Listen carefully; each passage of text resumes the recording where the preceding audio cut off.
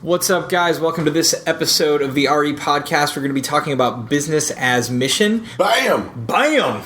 What is B.A.M.? Why would you want to do B.A.M.? How are we doing B.A.M. here in Detroit? And how is it that you balance business and mission together?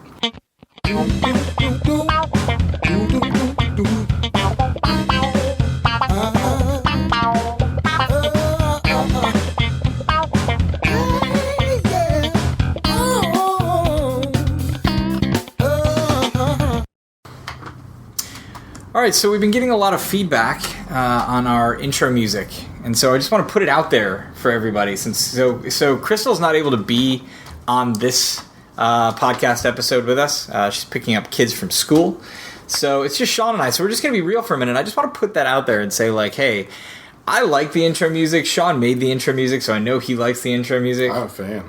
And we kind of want to get your thoughts and feedback, so hit us up on our Facebook page, hit us up on Twitter, let us know what you think about our intro music. If you don't like it, we will come up with something else. Be brutal. Yeah, let us know what you think. And if you do like it, then, you know, we'll just, in Crystal's face, she's just going to have to deal with it. It's just going to be a thing. So, anyway, so moving on to today's topic, talking about business as mission, kind of looking at framing this in the light of the Great Commission. Yeah, so we wanted to go over the Great Commission once again. It's something we all know, we've all heard, we can all quote, most likely. But in lieu of all of that, we're going to read it again. Go. So Matthew 28, 19 and 20. Go ye therefore, King James Version, by the way, it's the only way to roll. Go ye therefore, and teach all nations, baptizing them in the name of the Father, the name of the Son, and of the Holy Ghost, teaching them to observe all things whatsoever I have commanded you. And lo, I am with you always, even unto the end of the world. Amen. So interesting to note, in verse 19, it says, Go ye therefore, and teach all nations. Go ye therefore, and teach. Couple quick word searches, I'm sure we've all done. Go there actually literally means to continue your journey, the journey that you're already on. So we're being commissioned to continue our journey and to make disciples, right? That's what teach means. So we're literally being called to continue our journey and make disciples. And then in verse 20, obviously ends with, I'm with you even till the end of the earth. So that's God's promise that we can look forward to. And I think this idea of like this idea of going, or like I think another, when you look into the translation, you get this idea of, you know, continuing your journey, or as you go, make disciples as you go. There are a lot of us that, I mean, we can all really relate to this, whether you're a pastor, you're in full-time ministry, or maybe maybe you work a job, maybe you're a barista at Starbucks, maybe you're starting a business, maybe you're starting a company, going to school, whatever. Like, we're all called to make disciples as we're going. So as we continue this journey of life, as we walk hand in hand with God on this journey, we're called to make disciples along the way. And so up comes this idea of B.A.M, or business as mission. When we moved here to Detroit, when Crystal and I moved here to Detroit, like almost 5 years ago, we had this idea that we wanted to plant a church, we wanted to plant a box church, we wanted to have Sunday morning services. Like, this is what we knew, and this is what we were just going to regurgitate what we knew, until we really started to meet the neighbors and the people here and realized we needed to do something completely different. And so the first thing we were confronted with was, like, we really have no idea about culture here. We have no idea what the people are dealing with. We have no idea what life is like here. We have, like, I grew up here in Detroit, but, like, I left and then came back. So culture was different. Things changed. Like 15 years later, things are different. And so, like, we thought the best way to do this was to try to build a business that would engage different aspects of culture inside of our neighborhood, inside of our city, and our community where we live. So this seemed like the most logical choice for us. If we weren't going to have like a box church, that we were going to, a Sunday morning, service, traditional looking ministry right out the gate. Not saying that's not something we will never have, but that's something we'll never have. But I'm saying, like, we weren't going to start that right away. That we'd find some way to engage our community, engage people in relationship. And we thought business was like a great great way to do that. So let's kind of cover like what is business's mission. Sean, you've been like hanging out with us for the last like 11 months, almost 12 months. Joined the church, joined the company that we started, like doing some things here in the city. So like kind of want to get your take on this, man. What like kind of explain business's mission in your words. B.A.M. to me honestly started before even coming to Detroit and partnering alongside of you guys. Honestly, I mean, I grew up in church in the AG. What represent? Spent some time in the COG. You know, I kind of did my denomination hopping and all of that thing. But Sean gets around. But anyways, kind of got tired of church, man. How it was done, and really questioned a lot of things as I started, I guess, maturing and getting older. And I didn't really like a lot of it. So that's the lens that ultimately led me to kind of coming under this whole thing of business as missions and how to really live out the Great Commission without being a full-time pastor, and that's my paycheck, that's my gig, it's what I do, and that's my life. There had to be some other way to minister to people. I mean, you read the Bible and it's like, Jesus didn't, just like, he wasn't a part of the AG and ordained as this bishop, and that's where he got his paycheck, and he lived there, and he cultivated this, one community of people. I mean, he was a carpenter, he was a rabbi, he traveled, he taught, and he did so many different things. And the church, I think, has kind of crippled itself in certain ways where we feel like, well, if I'm called into ministry, which obviously we all are sitting here, then I have to do this thing. I have to go to Bible college. I have to learn how to memorize this stuff for whatever denomination, and I have to be ordained and go through all these steps, and all of that's good. I'm not saying that it's not, but when that becomes your ministry, and it did become my ministry, then that kind of trumped God and the gospel, honestly. It became more about, well, how do I get a church of my own? Like, how do I get that pulpit? How do I, get there? And less about who are the people I know around me right now that I can disciple, because that's what I've been called to do. And every single person who ever accepts Christ into their life has been called to do the same thing. So business as missions, B.A.M, became kind of a no-brainer for me. I mean, I can work a job and be in an environment of not just people who are quote-unquote saved and know God, who don't necessarily need to hear the gospel. They just need to be fed biblical principles and kept on the right track. But feeling a calling to go and like make disciples, what better place to do that than the business world and around people who are not yet saved. Yeah, and I think alongside this idea of what is B.A.M comes this idea of why business as missions. Like, why would you want to do something like this? And I think that for us, that was a really challenging question, because when we started to shift philosophy, we started to shift in our thinking and the way that we felt like we were going to reach the people in our community. We first needed to like get in front of the people in our community. We need to like be in their lives. And so we'll kind of like lay out what we're doing. Okay, let's do this way. We'll kind of lay out what we're doing here in Detroit. And how we've used business so far to connect with the community and to really drive the mission for why we're here in Detroit, and then and then talk about some hang-ups and some things that you deal with in doing this type of ministry. So we started a digital media company. So we started creating videos and websites, graphic design, all kinds of different stuff for companies in Detroit. Was our focus. We work with companies all over the United States, and even like have done random like TV show intros for like shows happening overseas, which is kind of interesting. But like our focus was on trying to build a relationship with businesses and people here in Detroit.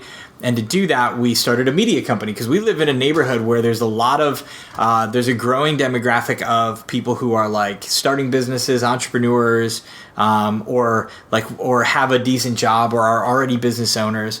And then we have a section of people that are living far below the poverty line, and really, really struggling to try to make ends meet. And we have college students. We live right by a college campus where there's 27,000 students that go to this university. So we have college students here too. So we decided like, okay, how can we try to create something that could bridge the gap between all these worlds? So when we started this digital media company, we started with the focus that we would have a service to sell to these business owners, and that we would then employ college and university students from here in Detroit to freelance and start doing some of the work on these projects. And then we would take a portion of the money that comes in from all the projects, and we would use that to reach people that are living below poverty through events and through things that we do, through building a relationship with them, and having the opportunity to give out food, and helping where we can with school supplies and stuff like that. And so that became like our focus, and like how we decided to use and implement business here in Detroit to reach people. And it doesn't always work that way. Like, I think we have this mission and we have this idea and we want to reach people for Jesus, but man, I like sometimes it's like money is like the mission. Yeah, you got to pay the bills. You do. You absolutely do have to pay the bills. But like, at what point do you, like, what I've been struggling with a lot is at what point have you forsaken the mission to go after the almighty dollar? At what point are you serving that, the means to the mission, and you've kind of forgotten about the mission, and that's the balance that like I'm trying to walk and I'm trying to understand and learn right now, because there are times, man, we've had clients like months behind on their bills, and then we're months behind on our bills, and so we're stressing out and struggling, trying to go out and get more. And really, like, honestly, then all of this stuff, all of this beautiful stuff that we talk about, helping people in the community and using this and doing that all that stuff goes out the window. Like when you're like I can't even afford something off the McDonald's dollar menu right now, like all of that stuff goes out the window. Yeah. And I mean, that's where it can get really dark in those times, because you're like, okay, God, like personally, I know both of us feel specifically called to this journey that we are on. But when, things don't happen the way they maybe should or usually do, and you're basically having to scrap around to, make a buck to like pay bills that you're now behind on. I mean, you have no time for ministry. No, and that's... Or do you? And, is my mind just horrible? And well, I think, honestly, I know, like, the struggle that I have internally is this, like, okay, when times are tough, like, and things are lean, like, should I be even that much more focused on the mission and the reason why I'm here, and not as focused on making the money?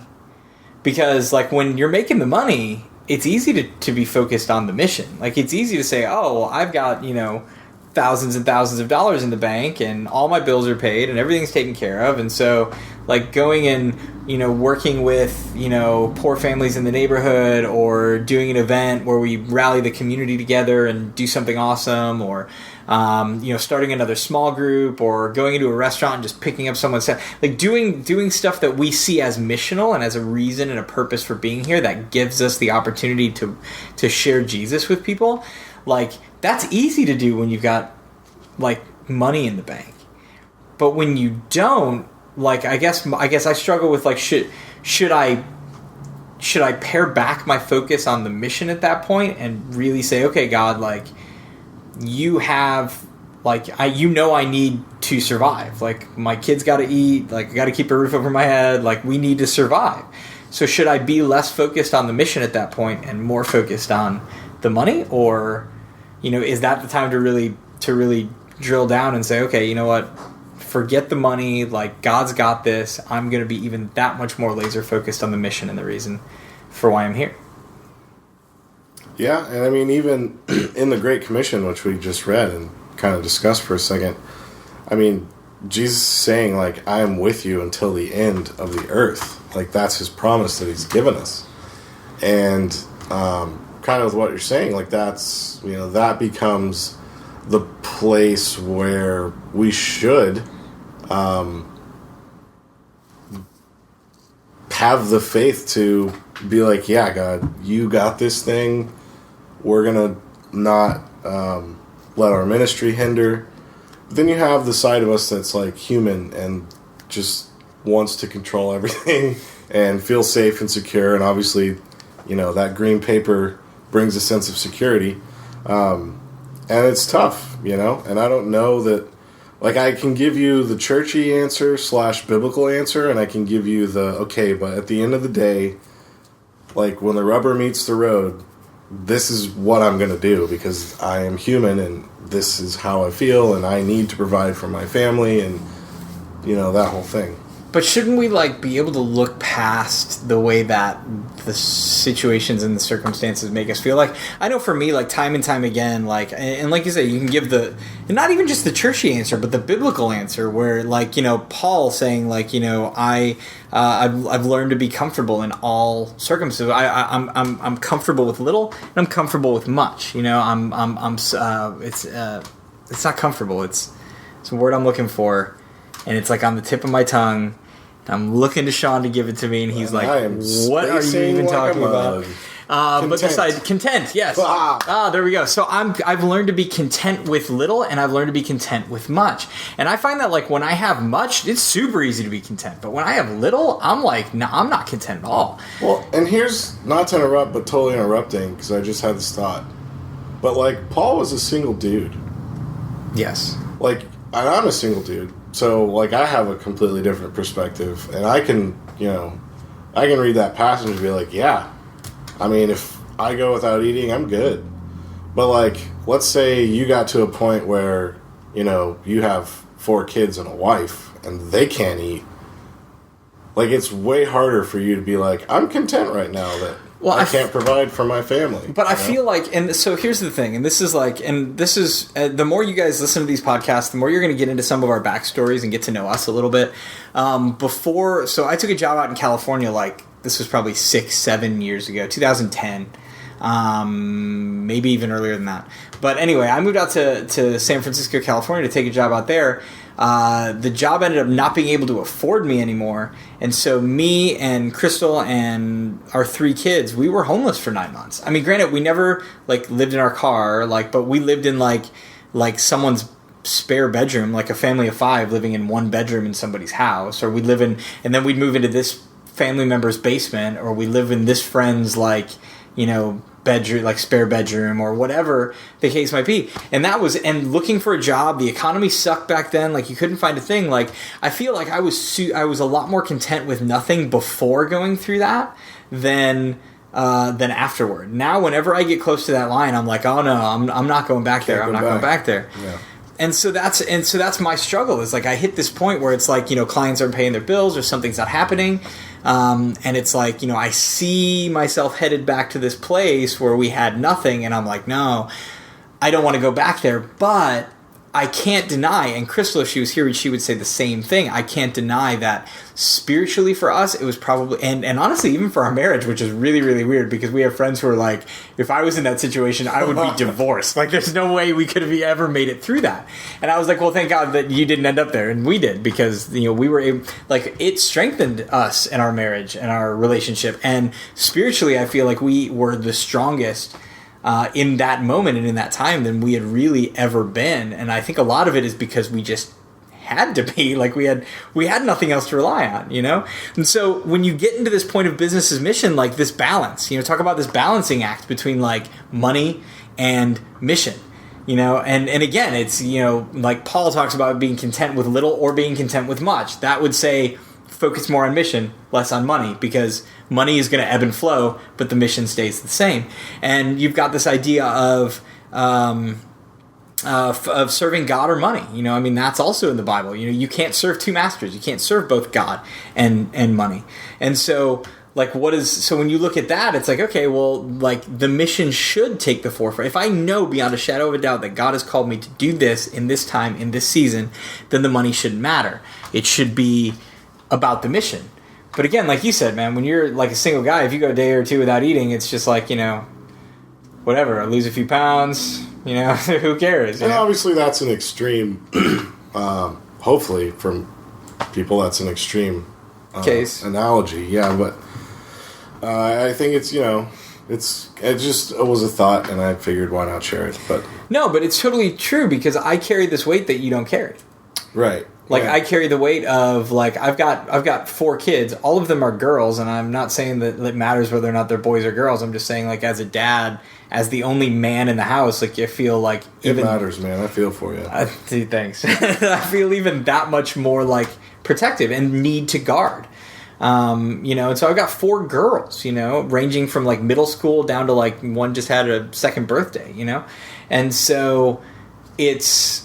For me, that weighs on me. And, like, when the bank account is down and everything looks depleted and it's like, well, what are we going to do? And we got to go buy groceries. We got to do this. We got to do that.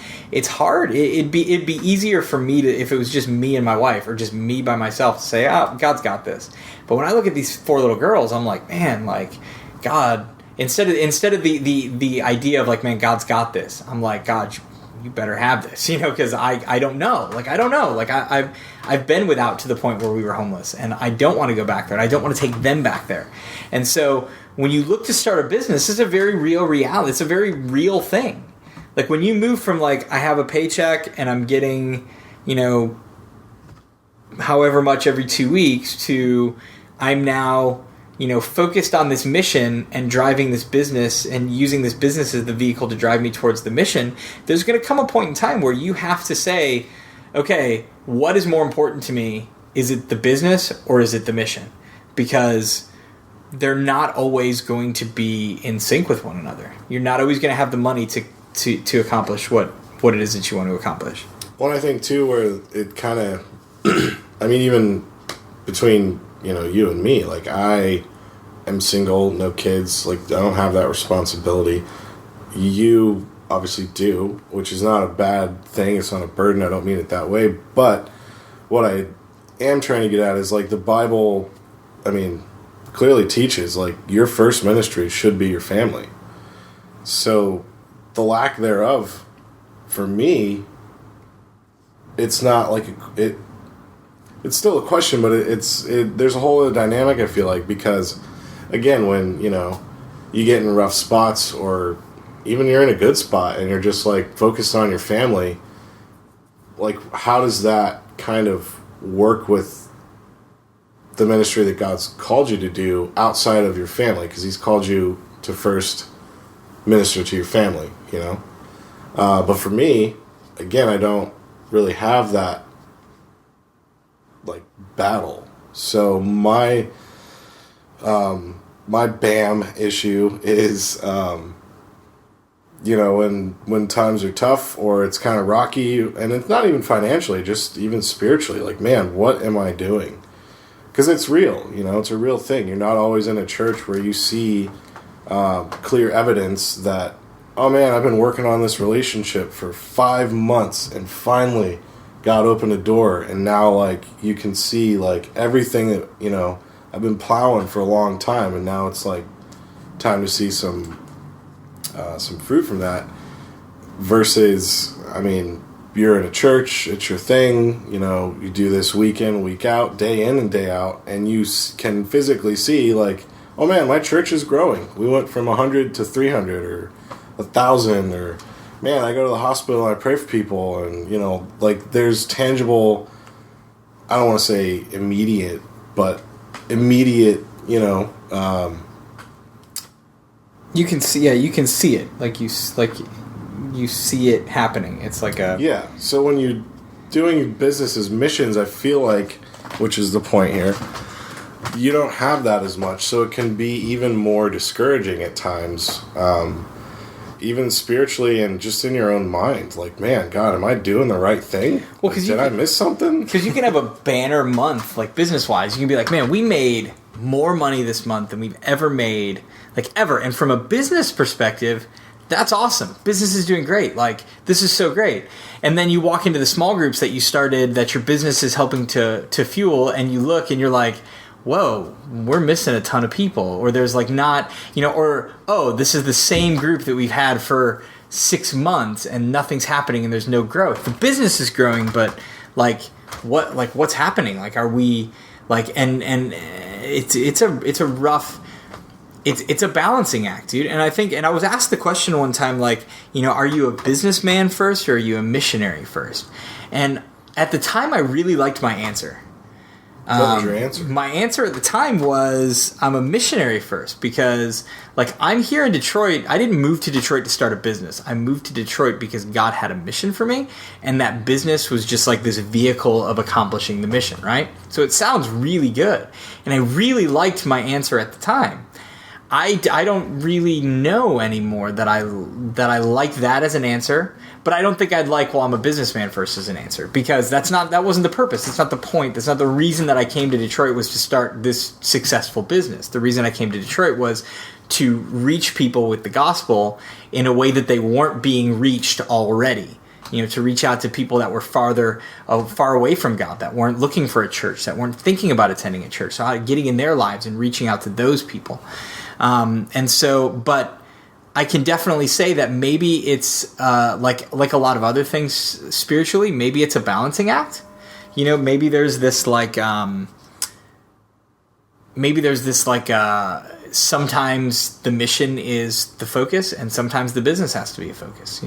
So I really liked my answer at the time, and I'm not saying that I don't still like that answer. But is that balance okay? And is it, should that be wrong? Like, I don't know, because we get into this whole idea of like taking care of your family. Well, if the business isn't doing well, but I've got 1,000 people in small groups and it's small groups and nobody's paying tithe and offering, and there's no church business. But if the business is not succeeding, well, then am I doing what I need to be doing because my family's suffering? So my answer to that would have to be like, no, man, I got to focus more on the business and making sure that is sustaining itself, because that is a healthy business is ultimately going to fuel a healthy mission. But you can also look at the flip side. You can also see this idea of like, well, if the business is thriving and nobody's coming to small groups, or small groups aren't growing, or like there's no real ministry being done, but the business is doing really well, then what are you even doing here? Like, what do you even, like, why are you even there? Like, what's your purpose? And so, yeah, so I think it's a tough question. And I wrote down we should talk about balancing business and mission. And I wish that I wouldn't have said this is what we should talk about, because it's a really hard question to answer. I don't know that there is an answer to it, honestly. Yeah, well, that's one thing I like about the podcast, is that we are able to tackle these questions and honestly be vulnerable enough to say, hey, man, I don't know that I know the answer to it. Yeah, and this is one I'd love to hear from you guys. If you are working in business as mission right now, you're doing business as mission in your city, in your community, go to the Facebook page, go to the Twitter page. Like, I want to hear from you. Like, what are your thoughts? What are your opinions? If you're, are you struggling with the balance between business and mission? Are you doing really great with the balance? My business is great, and thousands of people are getting saved every week. Like, this is the most amazing thing I could ever, hope for. I am the poster child of B.A.M. And if that's you, like, seriously, I want to talk to you. Like, I want to hear from you. I want to know. Like, or do you have the same struggles? Do you have the same issues? Are you like, man, sometimes my business is great, and I realize, man, I have not been focused enough on the mission, or I've gotten off mission. Or are you one of those people where it's like, I've gotten so focused on the mission, my house is in foreclosure because my business is like not doing well, or I haven't been able to grow a sustaining, supportive business? Because I feel like most people I talk to, it's either one or the other. And it's really, really hard to keep that balance. And I'd love to hear from you. Facebook.com/REChurchMag or Twitter.com/REChurchMag. Or if you don't want to post live online, then just hit us up on the website, rechurchmag.com, and shoot us a message privately. I'd love to hear from you. Love to hear your thoughts. I feel like personally it is a balancing act. Like sometimes you are going to be more focused on business when that is the squeaky wheel, and sometimes you are going to be more focused on mission.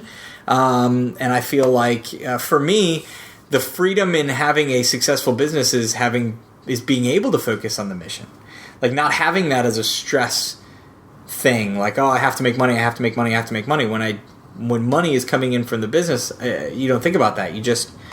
You're able to just drive towards, now this business needs to be the vehicle for the mission. And so I think doing business as mission is a lot like trying to build a car while you're driving down the highway. Like you're moving and you're trying to put this thing together as you go, because you realize like this business is the vehicle, and the vehicle sometimes, or like, oh man, I'm driving down the road in this vehicle and like the muffler fell off, and so but you can't stop. You have to keep driving because you have this mission.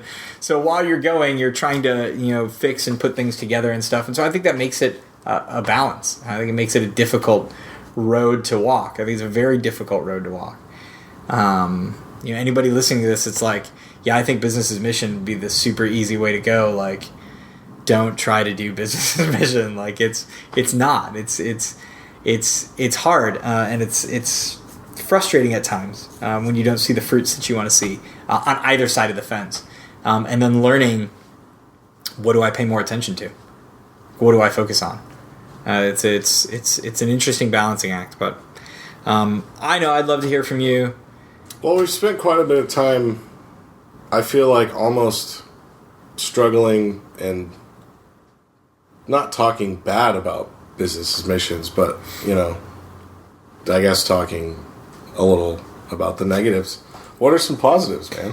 Dude, I feel like positives are like I'm not paid by the church, so like I'm not focused. So when we do ministry, when we have a worship gathering, like when we do more of a traditional style ministry, like have a worship gathering, have a small group, do something like that, I feel like we don't have to be as focused on like catering to an audience or a certain type of person, or offering devotionals and messages and things like that. We can be more focused on exactly what it is that we feel like God's speaking, and less afraid to speak it, because we're not worried about if somebody tithes or doesn't tithe, it's not going to make or break me personally. It's not going to affect my bank account. It's not going to affect any of that. So that's kind of freeing to be able to like have that, like, well, I do this business. Also, man, I mean, like, we've got clients, and we've worked with people in Detroit from small businesses, medium businesses, the mayor's office. Like, I mean, the audience that we've had, the people we've been able to connect with, I don't know that the door would have been opened as easily for us to be able to have some of the conversations we've had with people if we were just like, hey, I'm Sal, church planter in Detroit, instead of, hey, I'm Sal, I own a digital media company here in Detroit. Like the opportunities I feel like that have opened for us in relationship building have been, you can't really put a price on that. I think that's been really cool. To that same point, I remember, back like 10 years ago, we were doing church together in Florida, and I remember sitting around and being like, man, wouldn't it be cool if like we could do this thing, or like let's explore this idea of how to minister, or whatever the case was at the time. And it was mostly things that, like, well, inside the church they would not appreciate it, and they would see it as a hindrance, and obviously that's not the goal. But we saw it as a way that we could reach lost people, a way that we could put the gospel out and be like, hey man, I'm just a real dude. like trying to live my life as close as I can to the teaching of Christ. But like, I love you, and I love humor, and I'm just a person. Yeah.